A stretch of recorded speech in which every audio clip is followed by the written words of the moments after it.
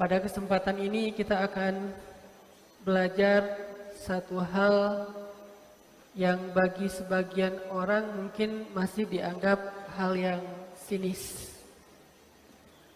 Tentang sesuatu yang buat sebagian orang dianggap gak penting. Tentang sesuatu yang buat sebagian orang yang bahkan ketika dia berhijrah, ketika dia udah mulai dekat dengan masjid, udah rajin ikut taklim, mulai lebih dekat kepada Allah, mulai menyibukkan diri dengan ibadah, menganggap hal ini sudah bukan lagi prioritas. Menganggap hal ini bukan lagi sesuatu yang pokok, bukan lagi sesuatu yang perlu diperhatikan. Nah, justru saya mencoba mengangkat tema tentang ini supaya kita bisa menyempurnakan kebaikan-kebaikan yang sedang kita coba dawamkan. Tentang apa Ustadz? Tentang keren. Kita bahas tentang keren. Kok ini pengajian babnya keren? Itu adalah salah satu komen buat orang yang masih menganggap keren ini sesuatu yang gak penting. Keren ini sesuatu yang kayaknya gak perlu diangkat di pengajian lah. Karena udah cukup aja keren itu jadi sebuah ya hobi mungkin, atau tes, sekedar selera doang, atau mungkin sesuatu yang bahkan udah kita tinggalkan. Udah gak penting lah keren-kerenan, yang penting benar. Gak penting lah keren-kerenan, yang penting baik. Pada akhirnya muncul fenomena bahkan orang yang berhijrah jadi gak asik lagi. Orang yang semakin dekat sama Allah jadi kurang menarik. Orang yang rajin ngaji wajahnya sudah tidak se-charming dan cheer up seperti yang dulu. Oke, mungkin gak harus semua charming lah ya, karena itu mungkin anugerah dari Allah kan. Kayak saya gak mungkin charming karena warnanya agak bold. Tapi cheer up lah minimal. Nah, jadi kita perlu juga belajar tentang satu hal yang menurut saya tetap penting, keren ini. Kenapa? Karena di Al-Quran aja ayat tentang keren itu banyak. Dan hadis juga banyak tentang masalah keren, cuman jarang diangkat. Saya selalu senang mengangkat sesuatu yang jarang dibahas orang. Terutama yang ada hubungannya dengan daily-nya anak muda, kehidupan sehari-harinya anak muda. Perlukah kita jadi orang yang berusaha untuk memperhatikan unsur ini keren, bukan sok keren ya. Kalau sok keren kan lebay banget kan, gak penting juga kan jadi narsis gitu. Tapi perlu nggak kita memperhatikan unsur ini dalam kehidupan kita, baik kehidupan pribadi, kehidupan dengan seseorang, kehidupan dengan masyarakat, bahkan dalam kehidupan kita berritual. Saya nggak mengatakan beragama, karena agama itu sangat luas. Saya nggak mau menyempitkan makna agama hanya ibadah saja. Artinya semua kehidupan kita itu artinya bagian dari agama Islam, sehingga nggak bisa dipisahkan. Tapi secara spesifik, perlu nggak kita memperhatikan unsur keren dalam ibadah kalau perlu, dalam ritual. Nah, kita akan bahas tentang masalah keren, yang mudah-mudahan setelah nanti kita bahas, kita jadi tahu ternyata keren ini sesuatu yang berharga, penting, dan kayaknya perlu kita perhatiin. Yang awalnya mungkin buat sebagian orang, apa sih pengajian sia-sia banget sih yang dibahas keren. Pengajian kayak ngabisin waktu sih, nggak nambah pahala yang dibahas tentang keren. Oke. Dan keren ini adalah terjemah versi anak muda ya. Karena kalau dalam kamus Indonesia yang resmi, nggak tahu ada nggak sih kata keren? Nggak ada ya. Itu kan kata yang baru muncul dalam bahasa slang lah ya, bahasa main lah, bahasa anak muda. Kalau kita lihat keren ini dalam terjemah yang lebih baku, keren ini kan indah. Cuman kalau saya bahas indah apa indah ya? Kesannya lukisan. Jadi kurang luas makna indah kalau dalam benak anak muda. Tapi kalau dalam benak mungkin orang-orang yang kehidupannya resmi, educated, bentuknya kuliah, mungkin akan lebih paham indah.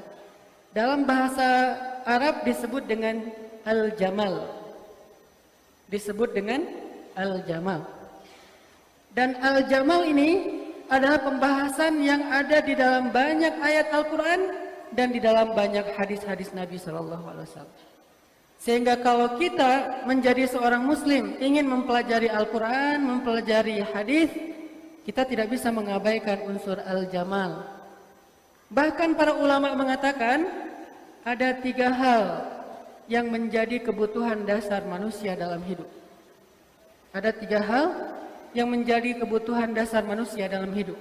Pertama, manusia butuh kepada al-haq, kebenaran. Yang kedua, manusia butuh kepada al-khair, kebaikan. Dan yang ketiga, manusia butuh kepada al-jamal, keindahan. 3 hal ini adalah kebutuhan dasar manusia. Di mana makan dan minum Ustadz, khair, kebaikan. Di mana agama Ustadz, hak, kebenaran. Di mana moral Ustadz, al-jamal, keindahan. Jadi agama dalam makna syariat, karena agama lebih luas lagi, bukan din mungkin, syariat, kemudian kehidupan, kebutuhan-kebutuhan kita, dan kemudian moralitas. Dan al-jamal masuk di dalam masalah-masalah moral secara lebih luas. Sehingga kata ulama, yang namanya manusia itu pasti mencari salah satu atau tiga-tiganya di antara 3 hal ini. Satu, mereka mencari hak yang benar. Kedua, mereka mencari khair yang baik. Dan ketiga, mereka mencari jamal yang indah. Dan kalau kita bisa berusaha untuk menyempurnakan atau memberikan porsi secara baik kepada 3 hal ini, maka insya Allah kita sudah mulai menyempurnakan agama kita. Bahkan tadi pagi juga saya dikasih kesempatan untuk ngasih kajian Maulid Nabi di masjid ini. Tadi pagi sama Pemkot, saya membahas tentang 3 bentuk sunnah nabawiyah. Karena peringatan Maulid, saya mengangkat lagi tentang sunnah-sunnah Nabi. Salah satunya sunnah surah, penampilan. Kemudian sirah, activity. Kemudian sarirah, tes, perasaan. Ternyata sunnah Nabi pun bukan hanya soal ibadah, bukan hanya soal jihad, bukan hanya soal perbuatan Nabi, sampai surah, penampilan, dan juga sarirah, tes, keindahan dalam berperasaan, itu juga bagian dari sunnah Nabi SAW. Jadi tidak bisa kita kesampingkan, pembahasan tentang jamal ini adalah pembahasan yang penting. Kadang-kadang kita anggap sesuatu yang substansial itu adalah hanya hak saja.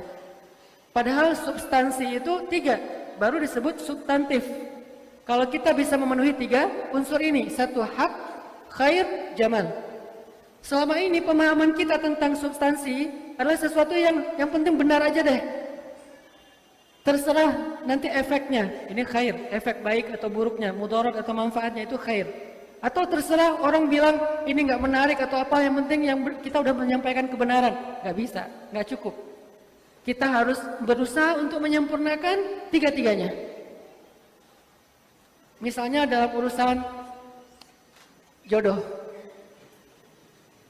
dalam urusan hubungan.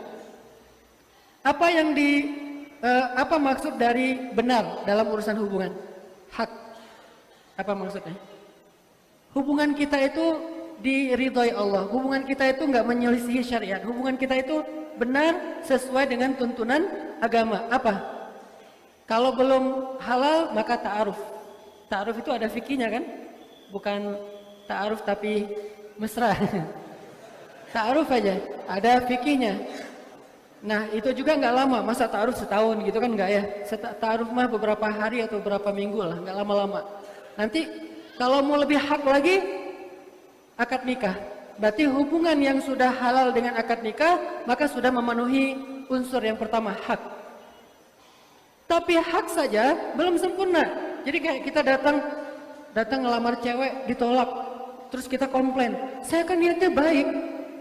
Saya niatnya pengen membenarkan hubungan kita, kenapa ditolak? Mungkin kita kurang 2 hal. Kurang khair, kurang jamal. Jadi nggak ada salahnya juga kalau ditolak, karena emang belum menyempurnakan 3 kebutuhan. Kita hanya datang dengan modal niat saya baik, saya pengen nikah, harusnya diterima dong. Orang niatnya pengen lillahi ta'ala kok ditolak. Nah ini nih, idealis tapi dia belum perfect. Walaupun dia bilang perfeksionis tapi itu nggak perfect sebetulnya. Hanya idealis tapi parsial, belum sempurna agamanya. Tidak syumuliyah, tidak menyeluruh, tidak komprehensif. Terus apalagi yang kedua, khair. Apa khair? Kebaikan, manfaat. Itu yang harusnya kita bawa juga selain niat baik. Bahwa saya niat baik pengen memperbaiki hubungan biar lillahi ta'ala, biar Allah ridho, biar halal, biar berkah gitu kan. Hak. Khairnya apa? Alhamdulillah saya udah mapan. Itu khair. Alhamdulillah saya orangnya bertanggung jawab. Itu khair. Alhamdulillah insya Allah cara kita ngomong itu santun. Itu khair. Jadi khair sesuatu yang memberi manfaat untuk orang lain. Itu khair. Apakah kita menjadi orang yang seperti itu? Karena Nabi mengatakan khairun nas anfa'uhum linnas. Sebaik-baik manusia yang paling banyak manfaatnya untuk orang lain. Berarti nggak hanya kita datang membawa hak. Apa niat adik? Niat saya menyampaikan risalah Allah. Ingin menyempurnakan agama. Kan hak kan? Ingin menyempurnakan. Apa maksudnya menyempurnakan agama adik? Nikah pak. Karena kalau belum nikah, bapak tahajud, bapak puasa, bapak segala macam. Kalau belum nikah, maka nggak akan sempurna agamanya. Nah, saya kan udah punya anak. Oh ya, maaf pak, lupa. Menceramahi orang yang udah mengamalkan. Kita yang belum mengamalin. Jadi artinya kita kayak sok kepedean banget bermodalkan hak saja. Nggak cukup teman-teman. Balighu anni walau ayah. Sampaikan dariku walaupun satu ayat. Itu masuk kategori mana? Hak. Sudah cukup, masih banyak ayat yang lain. Ud'u ila sabili rabbika bil hikmah wal mau'izatil hasanah wajadilhum billati ahsan. Hikmah, mau'izah hasanah, ahsan. Apa maksudnya? Hikmah, hak. Mau'izah hasanah, khair. Ahsan, jamal. Baru kita berdakwah ketika kita udah memenuhi tiga unsur itu. Nggak cukup, yang penting kan udah benar. Yang saya sampaikan kan ayatnya benar, yang saya sampaikan kan hadisnya sahih. Nggak cukup ayat dan benar dan sahih saja, karena itu baru hak, belum khair, belum jamal. Kalau kita tidak menyampaikannya dengan konteks yang tepat. Jadi niat kita datang pengen menyempurnakan agama, hak. Tapi khairnya apa? Insya Allah saya siap dengan mahar berapapun yang bapak minta. Wis, berapapun deh, berapapun. Emang punya berapa? Punya banyak. Ya udah, 10 miliar siap. Wis, pede banget kan? 10 miliar kamu punya? Enggak. Terus dari mana? Allah yang kasih. Ini namanya hak, belum khair juga. Karena baru menjanjikan kebesaran Allah, belum ada nyatanya. Maka ikhtiar, maka bekerjalah, maka jadilah orang yang rajin, maka jadilah orang yang bersungguh-sungguh sampai kita bisa mendatangkan khair. Khair dalam banyak hadis artinya al-mal. Khair dalam banyak hadis artinya albir. Khair dalam banyak hadis artinya an-nafa, manfaat. Itu khair. Sehingga kita bisa menawarkan khair kepada orang lain. Makanya ketika Khadijah ditanya oleh Rasulullah SAW, ya Khadijah, kenapa engkau mau menerima saya sebagai suami dulu? Padahal belum datang wahyu, artinya belum tahu bakal jadi nabi. Apa sih yang dilihat dari saya? Bukan kenabian pastinya kan, belum jadi nabi. Baru 15 tahun kemudian Nabi dapat wahyu. Apa yang engkau lihat wahai Khadijah? Satu, engkau wahai Rasulullah adalah seorang laki-laki yang baik. Khair. Engkau Rasulullah laki-laki yang baik. Apa bentuk kebaikannya? Engkau menyantuni anak yatim. Engkau memberikan makanan kepada orang miskin. Engkau mendamaikan di antara orang yang bertikai. Engkau menyambungkan di antara orang yang terputus silaturahimnya. Engkau yang menjadi juru damai di antara orang yang banyak bermasalah. Engkau adalah orang yang baik, selalu bermanfaat. Makanya Nabi kalau ngomong khairun nas anfa'uhum linnas, itu bukan cuma narasi doang yang beliau belum amalin. Semua yang diucapin Nabi itu pasti sudah diamalin. Bahkan sebagiannya sudah diamalkan sebelum beliau jadi Nabi. Karena wama yantiqu anil hawa, bukan cuma omong kosong. Hawa itu omong kosong. In huwa illa wahyun yuha. Jadi khair apa yang bisa kita tawarkan? Baru yang ketiga, al-jamal. Al-jamal kita berpenampilan menarik, kita mencoba menjaga fisik kita menjaga akhlak kita menjaga cara ngomong kita menjaga ekspresi wajah kita. Minimal jamal kita tunjukkan dengan tabassum. Tidak harus modal gede. Jamal ini nggak identik dengan glamor. Jamal ini tidak identik, keren itu nggak identik dengan branded. Keren yang paling murah dan sangat berharga, at-tabassum, tersenyum saja. Itu sudah keren, murah, berharga, berpahala pula. Sehingga Nabi mengatakan, la tahqiranna minal ma'rufi syai'a. Janganlah kalian meremehkan kebaikan walaupun kecil, walau antalqa akhaka biwajhin talik, walaupun hanya sekedar bertemu dengan saudaramu dengan wajah berseri-seri, artinya tersenyum, itu juga kebaikan. Tabassumuka liwajhi akhika falaka sedekah. Kamu tersenyum ke wajah saudaramu, itu adalah sedekah. Ini namanya jamal. Sehingga ketika seorang laki-laki memilih calon istrinya, maka Nabi SAW menyuruh kita memperhatikan 4 kriteria kan? Bahkan kriteria yang pertama apa? Jamal. Tungkahul mar'ah li arba'ah. Yang nomor 1, li jamaliha. Seseorang cewek dinikahi karena 4 hal yang dilihat. Yang pertama, keren. Ini cewek kece nih. Ini cewek cantik nih. Ini cewek menarik nih. Jamal. Kenapa Nabi meletakkan jamal di awal? Walaupun yang paling benar itu hak. Yang paling utama itu hak kan? Din. Tapi din, hak ditaruh di keempat. Nomor 1, jamal. Nomor 2 dan 3, khair. Li jamaliha, wali nasabiha, wali amwaliha, wali diniha. Untuk kecantikannya, itu yang pertama. Kemudian nasabnya, kemudian hartanya. Ada yang beriwayat kemudian pertama, yang kedua hartanya, yang ketiga nasabnya. Ini khair, kebaikan. Dan baru yang keempat, li diniha, benar dan tidak bisa ditawar, agama. Walaupun kemudian Nabi mengatakan, kalau kamu harus memilih, kalau nggak harus memilih kan pengennya 4-4-nya ya. Kalau harus memilih, maka pilihlah agama. Tapi walaupun kayak gitu, tetap aja yang Nabi taruh di depan, li jamaliha, penampilan. Karena emang itu duluan yang kita tahu. Nggak mungkin kita langsung tahu dia taat atau enggak, kecuali kalau kita udah dekat. Kita udah ta'aruf, tanya dulu ke orang yang ada di sebelahnya, sahabatnya, gurunya, keluarganya. Kita baru tahu, oh ternyata dia agamanya baik. Tapi yang pertama kelihatan di Instagram,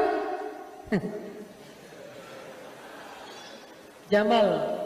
Pas lihat, wah keren. Ternyata dia pakai PP-nya itu wajah artis Korea. Terus akunnya di lock. Sehingga kita fitnah gitu, nggak tahu. Pas ketemu orangnya, Masya Allah, artis Hollywood. Nah, gitu deh, jamal namanya. Makanya kita harus juga perlu membahas sesekali tentang pentingnya menjaga jamal atau indah kalau dalam bahasa resmi. Cuman kalau dalam bahasa anak muda itu keren lah, kece. Dan ini sesuatu yang penting. Bahkan Nabi SAW bersabda dalam hadis riwayat Muslim, dan hadis ini hadis sahih. Apa kata Nabi? Innallaha jamilun yuhibbul jamal. Allah itu maha indah dan mencintai keindahan. Cuman indah ini kan terjemah baku.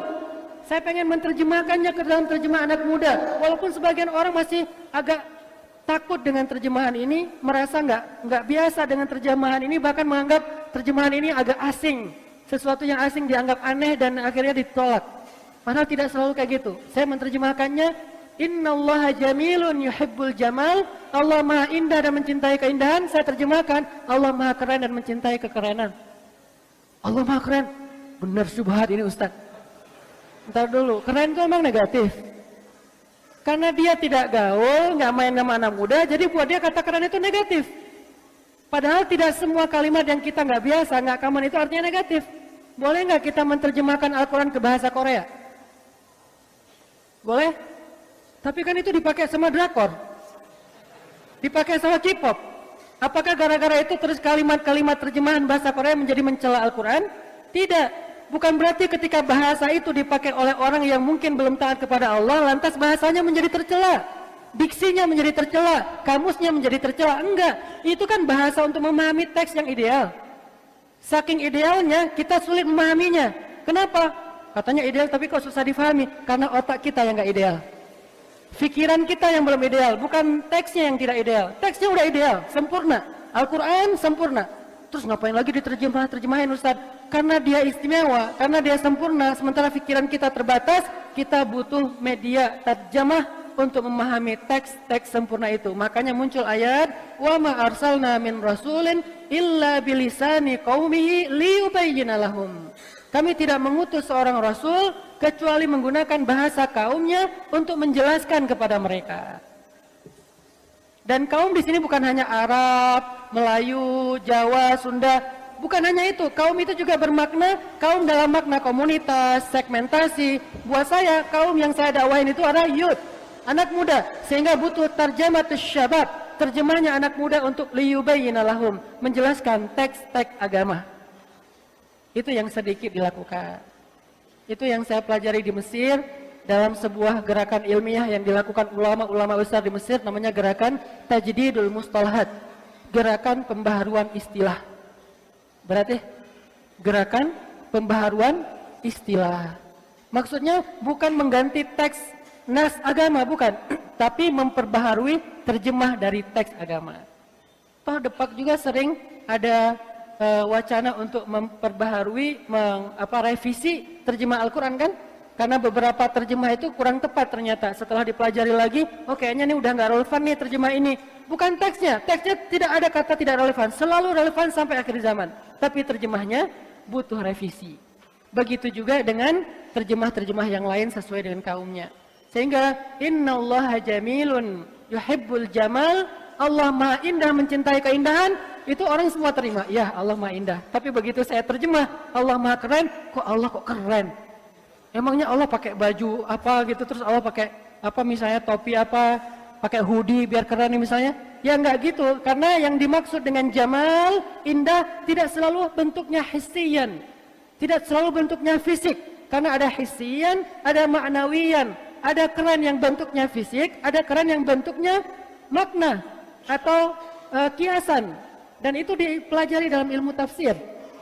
Sehingga ketika kita bilang istilah keren, kita bukan hanya bilang bahwa dia badannya bagus, wajahnya cantik, wajahnya rupawan. Bukan hanya itu sisi keren. Karena akhlak juga jadi disebut keren. Kerennya orangnya baik, kerennya orangnya santun, kerennya orangnya sukses, kerennya orangnya misalnya brilian, pintar, keren. Akhlaknya baik, keren. Penampilannya menarik, keren. Jadi keren, indah, jamal, sangat luas. Sehingga nggak mungkin kita mengatakan bahwa kalau Allah keren, berarti kita menyerupai Allah dengan makhluk. Enggak. Kalau begitu untuk apa kalimat jamal? Bukankah itu seolah-olah menyerupai Allah dengan makhluk? Tidak. Bahkan Allah punya sifat jamal, punya sifat kamal. Jamal, kamal. Jamalnya apa? Latifun, rahimun, ghafurun, syakurun, wadudun. Itu jamal. Kamal, azizun, jabbarun, syadidun. Itu kamal. Ini kalau kita pakai teori akidah ya. Rububiyah, uluhiyah, asma sifat. Cuman saya nggak mau terlalu terjebak dalam teori dan istilah-istilah. Kita langsung translate aja deh, bahasa yang santai. Saya nggak menyebutkan rububiyah, uluhiyah, asma, sifat, mana jamal, mana kamal. Ini mungkin untuk studi ilmiah, calon-calon dosen, calon-calon ustadz. Tapi buat kita yang bentuknya aplikatif sehari-hari, libatkan Allah dalam hidup kita. Itu rububiyah sebetulnya. Apalagi mention Allah, itu asma dan sifat sebetulnya kan ya. Cuman kita pakai terjematus syabab, terjemahnya anak muda. Karena mention ini dekat dengan benak anak muda karena kita terbiasa dengan sosial media, mention, japri. Kok Allah kok di japri? Emang Allah punya Instagram, Allah punya WhatsApp. Japri itu artinya kalau dalam bahasa Arab Al-Quran itu artinya al-unsu billah, berduaan dengan Allah. Munajat, bermunajat kepada Allah. Cuman kan istilah ini istilah pesantren ya. Ketika kita bawa ini ke kafe, kita bawa ini ke tempat main, maka istilah munajat jadi kesannya aduh berat ya. Saya belum layak untuk munajat. Ya udah japri Allah aja. Oh bisa dijapri? Bisa, santai. Tinggal ya Allah ada masalah nih dikit. Kan gitu kan? Kayak gitu banget. Sederhana sebetulnya cara kita muamalah dengan Allah. Gak usah dibikin ribet, gak usah dibikin kaku, birokrasi yang sangat rumit gitu. Sederhana sekali. Dan Allah itu faham banget konteks hambanya. Makanya ada kalimat wa huwa ma'akum aina ma kuntum, bukan wa huwa ma'akum idza kuntum fil masjid. Dia bersama kalian kalau kalian di masjid. Bukan. Wa huwa ma'akum aina ma kuntum. Di kafe, wa huwa ma'akum. Di tempat main, wa huwa ma'akum. Dia bersama kalian. Di jalan, wa huwa ma'akum. Dia bersama kalian. Di mall, wa huwa ma'akum. Dia bersama kalian. Jadi gunakanlah bahasa-bahasa tempat kalian nongkrong untuk bermunajat, untuk ngejapri, untuk bercurhat ke Allah Subhanahu wa taala. Ini lebih kepada terjemah. Sehingga saya insya Allah ngertilah dikit-dikit dan bertanggung jawab terhadap diksi, perubahan terjemah dari yang biasanya kepada yang baru. Tapi emang konsekuensi dari sebuah pembaharuan itu adalah penolakan. Itu emang konsekuensi di awal. Tapi ketika ini dihentikan, maka tidak akan ada pembaharuan. Saya tidak akan menghentikannya. Kalau ada yang salah, saya akan langsung ralat. Tapi bukan berarti saya akan menghentikannya. Kenapa? Karena tajdid adalah salah satu di antara kebutuhan umat. Pembaharuan adalah salah satu di antara kebutuhan umat. Dan saya tidak akan bicara tentang teori pembaharuan. Tapi saya mencoba untuk memprogram pembaharuan itu. Karena pembicaraan tentang teori pembaharuan itu udah lama. Dari tahun 70-an kita udah bicara teori pembaharuan, tokoh-tokoh pembaharuan, hadis-hadis pembaharuan. Saya akan datang kepada umatku setiap 100 tahun seorang mujaddid. Ini kan narasi pembaharuan kan? Mana program pembaharuannya? Salah satu program pembaharuannya adalah mengganti terjemah sesuai dengan kebutuhan segmen dakwah. Buat saya ini sebuah gerakan pembaharuan dan harus ini kebutuhan umat, bukan pengen seru-seruan, pengen keren, pengen viral, pengen terkenal, bukan. Ini kebutuhan umat. Sejak kita menterjemah dengan terjemah baru terhadap teks agama, akhirnya anak muda mulai merasa nyaman kan untuk belajar agama. Nyaman belum tentu benar, tapi nyaman bagian dari jamal. Dan insya Allah kita berusaha untuk sebenar mungkin. Qaribu wasaddidu kata Nabi, berusaha untuk dekat dan berusaha untuk lurus, walaupun belum tentu hak. Kita berusaha saja. Qaribu wasaddidu, qulu qawlan sadidan. Itu yang saya pelajari di Mesir cukup serius. Yang saya bilang saya lebih interest knowledge saya tuh lebih ke movement, pergerakan. Yang saya katakan Ustaz Abdul Somad, kita berdua sama jurusannya tafsir, hanya beda kota. Kalau saya mungkin di Kaironya, beliau kayak di Bandungnya gitu, 2 jam dari Kairo, di Mansur namanya. Sama-sama belajar tafsir, tapi pas keluar interestnya beda. Beliau di fikih, sehingga jadi qadhi, jadi hakim. Kalau nanya hukum, Ustaz apa hukum ini? Ustaz Abdul Somad. Kalau Ustaz di Hidayat mungkin lebih banyak ke wawasan sejarah. Kalau saya lebih senang dengan harokah, senang dengan movement, senang dengan sebuah pergerakan. Dan dalam pergerakan itu selalu identik dengan tajdid, pembaharuan. Karena yang namanya pergerakan artinya merubah masyarakat kepada sesuatu yang lebih baik semampu kita. Dan itulah yang dilakukan Rasulullah SAW. Jadi teman-teman, dalam hadis sahih riwayat Muslim, Nabi SAW bersabda, Innallaha jamilun yuhibbul jamal. Allah maha indah, mencintai keindahan. Kalau kita boleh terjemahkan ke anak muda, Allah maha keren, mencintai kekerenan. Sehingga keren menjadi sesuatu kebutuhan dalam kehidupan seorang muslim. Yang dipikirin keren-keren aja, yang penting benar. 3. Benar, baik, keren. Benar, baik, menarik, boleh. Benar, baik, indah, terserah. Yang penting jamalun. Itu sesuatu yang dibutuhin. Kalau keren nggak penting, kenapa Nabi letakkan keren di awal? Li jamaliha. Tungkahul mar'ah, cewek itu dinikahi 1 karena dia keren. Terus hadis yang lain, di antara ciri cewek atau istri yang solehah. Ada 3 ciri istri yang solehah. Nomor 1-nya keren. Hah, gimana hadisnya Ustaz? Idza nazarta ilaiha sarratka. Kalau kamu ngelihat dia, nyenengin.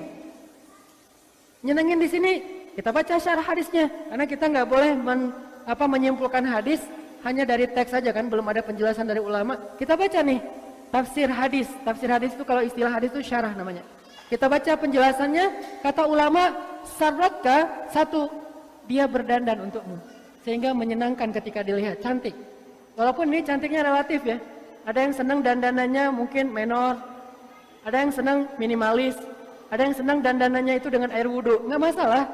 Jangan dibentur-benturin, dandan yang paling baik itu wudhu, boleh pakai kosmetik. Enggak juga sih, wudhu juga, kosmetik juga gitu. Habis wudhu pakai kosmetik, kan double kan, dapat dua-duanya. Dapat keberkahan dari air wudhu karena itu cahaya yang tidak akan bisa diganti dengan apapun. Kita mau pakai foundation masih kalah dengan air wudhu. Foundation hanya mantulin cahaya di dunia, Wudu memantulkan cahaya sampai di akhirat. Sehingga ketika kita bangkit dari kubur, foundation wajah kita itu adalah wudu. Orang yang rajin menjaga wudunya nanti bangkitnya seperti cahaya rembulan, bukan matahari. Karena kalau matahari dalam bahasa Arab dhiya, kalau rembulan bahasa Arab nur. Sementara kalimat di sini nur, bukan dhiya. Apa beda cahaya dhiya sama nur? Maaf ya, agak berat ya. Enggak ya? Dhiya cahaya yang menyilaukan mata kita, itu namanya dhiya. Atau atsma haulahu, dan menyilaukan sekeliling mereka kan. Tapi kalau nur cahaya tapi tidak menyilaukan. Nah, sehingga matahari disebut dhiya'us syams dalam bahasa Arab. Salah kalau orang mengatakan nurus syamsi. Enggak ada nurus syamsi, yang ada dhiya'us syams, cahaya matahari. Tapi kalau bulan enggak ada dhiya'ul qamar, ya ada nurul qamar, cahaya rembulan. Dan Nabi nurun, bukan dhiya. Nabi Muhammad nurun, Allah nurun, bukan dhiya. Dhiya itu udah menyilaukan, panas pula, itulah dhiya. Walaupun secara ilmiah nanti ada pembahasan lain, matahari pastinya bermanfaat. Cuman dari sisi penglihatan visual, matahari ini tidak nyaman untuk dilihat langsung, makanya istilahnya dhiya. Tapi bulan nyaman dilihat langsung, makanya istilahnya nur. Dan nanti di padang mahsyar, orang yang beriman, Allah berikan nuruhum yas'a baina aidihim. Cahaya mereka memancar di depan mereka. Dan salah satu sumber cahaya itu adalah air wudu. Memang nggak tergantikan sih. Tapi bukan berarti pakai wudu aja, nggak usah pakai kosmetik atau bedak atau foundation atau apalah, terserah buat cewek-cewek. Perlu tetap. Terutama kalau dia punya kelebihan rezeki, mampu membelinya, maka pakailah untuk suami. Untuk apa? Menyenangkan suami. Karena kata ulama, maksud dari sarratka, menyenangkanmu, adalah penampilan seorang istri. Berpenampilan menarik bagi seorang istri untuk suaminya ibadah. Yang kedua, sarratka kata ulama bukan hanya penampilannya, tapi juga sifatnya menarik. Senyumnya, memaafkannya, lapang dadanya, ngalahnya, santunnya, lembutnya, terutama sifat malunya. Karena mahkotanya perempuan al-haya, sifat malu. Sehingga ketika Allah menggambarkan tentang ciri-ciri istri Nabi Musa, apa kata Allah tentang ciri-ciri istri Nabi Musa? Tamshi ala istihya, dia berjalan malu-malu. Allah menyindir sedikit saja tentang ciri-ciri istri Nabi Musa. Supaya apa? Biar cewek-cewek penasaran. Kenapa Nabi Musa mau nikahin cewek itu? Kenapa Nabi Musa tertarik dengan cewek tersebut? Sebelum Allah bicara bahwa mereka itu ahli tahajud, ahli ibadah, ahli puasa, Allah bilang apa? Tamshi ala istihya. Perempuan itu berjalan malu-malu ketika mau mengundang Musa. Berarti sifat malu itulah yang menjadikan Musa merasa takjub dan merasa jatuh hati kepada perempuan ini. Sifat malu. Ini namanya sarratka, jamal, indah, keren, kece nih.